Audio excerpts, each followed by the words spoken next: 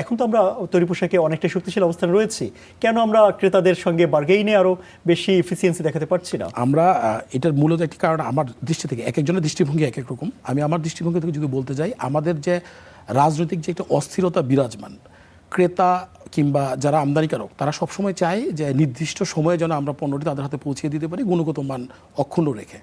আমাদের দেশের আপনার জানেন যে দীর্ঘমেয়াদী সবসময় আমরা একটা জ্বালানি সংকট, তারপর আপনার বিদ্যুতের পাশাপাশি হচ্ছে গ্যাসের একটা সমস্যা আমরা সবসময় পরিলক্ষিত করি।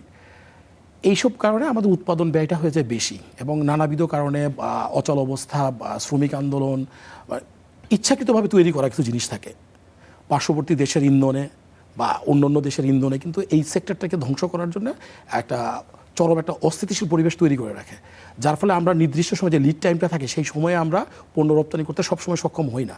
চট্টগ্রাম বন্দরের অচল অবস্থা, বন্দর কেন্দ্রিক কিছু জটিলতা রয়ে যায়। যখন আমরা এই ভোগ্য পণ্যটা আমরা নির্দিষ্ট সময়ে তাদের হাতে পৌঁছাতে না পারি, সেই কারণে কিন্তু তারা আমাদের উপর আস্থাহীনতায় ভোগে। যখন তারা আস্থাহীনতায় ভোগে তখন আমাদের বার্গেনিংয়ের যে সক্ষমতাটা সেটি কিন্তু কমে যায়। আমরা যদি তাদেরকে তাদের সময় মতো সব কিছু আমরা দিতে পারতাম, অবশ্যই আমরা তাদের সাথে বার্গেনিং করতে পারতাম এবং আমরা উইন উইন সিচুয়েশনে আসতে পারতাম। আচ্ছা, আপনি জ্বালানি সংকটের কথা বলছিলেন, এইটা তো দীর্ঘদিন ধরেই আমরা যারা বাংলাদেশের যারা রপ্তানি পণ্য উৎপাদন করছেন কিংবা দেশের মধ্যে পণ্য উৎপাদন করছেন সবাই এই সংকটের মধ্যে রয়েছে। নতুন সরকার ক্ষমতা আসার পর জ্বালানি সংকট মোকাবেলার জন্য তারা অনেক ধরনের প্রতিশ্রুতি দিয়েছে। বাস্তবতা আসলে কি? আপনারা কতটুকু প্রতিশ্রুতি অনুযায়ী পাচ্ছেন কিংবা আগামীতে প্রত্যাশা কেমন করছেন? ধন্যবাদ আপনাকে, একটা চমৎকার প্রশ্ন করেছেন। নতুন সরকার, একটি সরকারের জন্য 4 মাস খুবই স্বল্প সময়। দীর্ঘদিনের একটি অস্থির পরিবেশ বাংলাদেশে গিয়েছে, আপনারা জানেন। তার পরবর্তীতে একটা ইন্টারিম গভর্নমেন্ট গেল। ওই সময়টাতে কিন্তু বিদেশি বিনিয়োগ বাংলাদেশে আসে নাই বললেই চলে। যে সকল বিনিয়োগকারী বাংলাদেশে বিনিয়োগ করেছিল তারাও কিন্তু বিমুখ হয়ে গিয়েছিল। এই চ্যালেঞ্জটাকে নিয়ে নতুন সরকার এই একটি ধ্বংসস্তূপের মাঝে দাঁড়িয়ে একটি চমৎকার বাজেট তারা দিয়েছে বেসরকারি খাতে বিনিয়োগের জন্য। আমি ধন্যবাদ জ্ঞাপন করি বর্তমান প্রধানমন্ত্রী তারেক রহমানকে এই ধরনের একটি বিরোচিত সিদ্ধান্ত নেওয়ার জন্য। এখন সিদ্ধান্ত নিয়েছেন তিনি, মাঠে বাস্তবায়ন করার জন্য এই পোশাক খাত বা অন্যান্য সকল রপ্তানি খাতের কিংবা কারখানাগুলোর মালিকদের সাথে ব্যাংক এবং আলাদা যেই ফ্যাসিলিটিসগুলো আমাদের প্রয়োজন তাদের সমন্বয় সম্মিলিতভাবে সবাইকে যদি একই ছাতার নিচে নিয়ে আসা যায়, তাহলে কিন্তু এটা সুফল অবশ্যই চলে আসবে। আপনি সমন্বিত উদ্যোগের কথা বলছিলেন।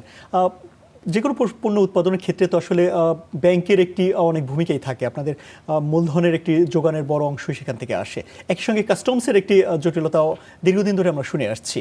তো তৈরি পোশাকের রপ্তানির ক্ষেত্রে কাস্টমসের কোনো জটিলতা আছে কিনা এবং একই সঙ্গে ব্যাংক থেকে আপনাদের চাহিদা মতো পর্যাপ্ত পরিমাণ লোন পাচ্ছেন কিনা? ব্যাংকের যে তারল্যতা সংকট ছিল, এই তারল্যতা সংকটের কারণে কিন্তু ব্যাংক আপনার এই আর্থিক খাতগুলোতে আমাদের বিশেষ করে যে রপ্তানি খাতগুলোতে যে গার্মেন্টস বা অন্যান্য শিল্প কারখানা তারা সেভাবে যোগানটা দিতে পারেনি। আমরা যখনই ব্যাক টু ব্যাক এলসি বা অন্যান্য বিষয়ে যখন আমরা ব্যাংকের সাথে কথা বলেছি, মাঝখানে একটা বিশাল একটা ধস গিয়েছে। আপনারা জানেন যে ডলার সংকট, আমরা ঠিকমতো রপ্তানি করতে পারতাম না, আমরা এলসি ওপেন করতে পারতাম না, নানা রকম আমরা প্রেশারে ছিলাম। ব্যাংকের পাশাপাশি কাস্টমসের যে ব্যাপারটা বললেন, আমাদের দেশে আমরা যারা বিভিন্ন কলকারখানা স্থাপন করেছি, আমরা কিন্তু মানুষকে এখানে নিয়ে এসেছি, তাদের শ্রম বাজার তৈরি করে দিয়েছি। আমাদের ফ্যাক্টরির কথা যদি বলতে যাই, আমাদের প্রায় এখন 2000-এর মতো শ্রমিক আমাদের এখানে আছে। এই 2000-এর সাথে যদি আমি প্রতি পরিবারে 2 জন বা 3 জন করেও ধরি, 7 থেকে 8,000 লোকের কর্মসংস্থান বা তাদের চাহিদা সৃষ্টিকর্তা দেওয়ার মালিক, কিন্তু আমাদের মাধ্যমে সেটা পূর্ণ হচ্ছে। কাস্টমস যখনই আমাদের কাছে আসতেছে কাগজপত্র দেখার জন্য, বন্ড বা আদার্স, তারা কিন্তু প্রথম টার্গেটটাই থাকে আপনাদের হিসাব নিকাশগুলো আমাদেরকে দেন, দেখি কোথায় কোথায় চুরি হয়েছে।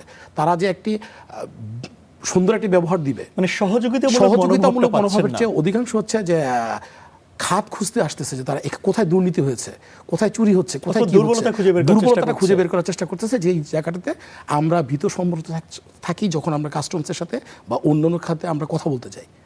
আপনি যতটাই স্বচ্ছ থাকেন না কেন, আপনার যদি কোনো প্রকার ত্রুটি ধরার ইচ্ছে কারো থাকে, ত্রুটি কিন্তু ধরা সম্ভব।